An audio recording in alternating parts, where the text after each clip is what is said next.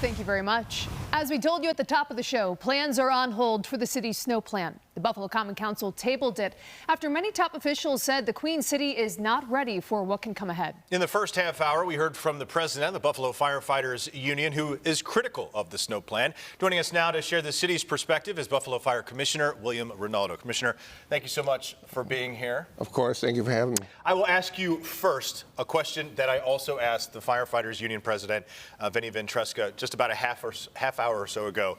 Is the city of Buffalo any better prepared in 2023 for snow than they were in 2022? Yes, in many areas. And I call them our key readiness indicators, which are our apparatus and equipment, our personnel, our communication and coordination internally, externally with our external stakeholders, and the different levels of government, from the county to the state and to the federal level as well. So yes.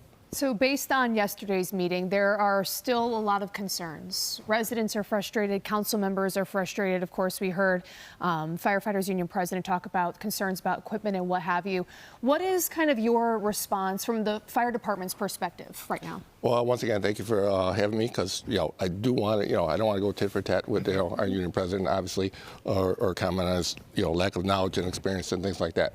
What I do want to do is educate our viewers and the citizens of the city of Buffalo and the steps that we have taken to get better, and lessons learned from the November and December blizzard. And I think you have in your possession at least a list, a pretty comprehensive list of apparatus and equipment and specialty vehicles that we purchased actually way ahead of the November storm. It's, I think it totals just a little bit under $11 million of apparatus and equipment, and once again, specialty vehicles. So we've taken a significant step as far as that goes. Now, when it comes to the equipment, yesterday, when officials were presenting, among them the union president, Vinny, presented at the Common Council yesterday. He talked a lot about the equipment that Jordan just asked about. We this morning reached out to the city and we asked for this list of equipment. They provided it. There it is right here on your screen. We'll start seeing some of these things. Now, when we asked, and again, I don't want to go tit for tat either. You're exactly right. I'm not asking you to do that. But the claim from the rank and file of your department are that while this stuff may have been purchased, they're not seeing it. Where is it, they say, in the city? Is it in a storage facility, or is it at some other station or something like that? The city says this is all in possession, the vast majority of it. The union says we literally don't see it. Well, first of all, just a minor correction. It's not the entire rank and file. It's a small number, a small member of, obviously small amount of our members who subscribe to what Mr. Ventresca is, saying out there. So a lot of this equipment is obviously on hand. We've taken possession of a. I'll go back to this past February when the equipment, frontline equipment, started rolling in. $1.8 million aerial ladder came in, which was ladder 15. That's on the road. That's in service, actually. A new engine too, a new engine and pumper. That was just under $800,000 there. Another aerial platform, once again, another in excess of $1.8 million that actually just arrived in the city today, and it's ready for our final inspection with myself and the deputies, and our superintendent apparatus will conduct that as well. And of course, our the specialty vehicles, the UTVs and snowmobiles. Well, 5 snowmobiles that were donated by Delaware North, and we may have those in our possession as early as this Saturday. The UTVs are on track to be delivered mid-November, mid to late November, along with the trailers that we're going to transport them, and so we can place them in the various areas of the city where they'd be most needed. So let me ask you, the Buffalo Common Council, they asked that the commissioners all come together to talk for the next meeting. What will be the main focus of the Buffalo Fire Department? Yeah. Well, the main focus is always our readiness posture. I mean, we have one single mission, we have one focus, and that's to protect the lives and property of the citizens of Buffalo, and we have a laser focus on that.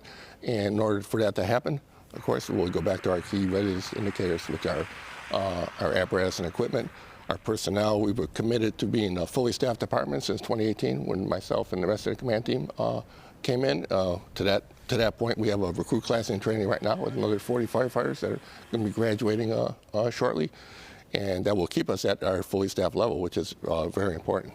So what I'm hearing you say is there is additional staff this year. There is additional equipment that has already been arrived on scene, that is already on scene, and there's more equipment that is coming. The city has established, at least as of right now, fewer than 10, around 8 or so warming shelters. Those preparations are evident. Those are there. So when you present to the council in the next couple of weeks with the Buffalo Police Commissioner and the DPW Commissioner, what will you tell them specifically about how Buffalo Fire will approach these major weather events the next time? Pretty much the way I described it to you. I mean, we have a number of new frontline apparatus. We have these specialty vehicles. We can explain how they're going to be used. They're very versatile. We're going to use them in a variety of different ways to perform a variety of different missions.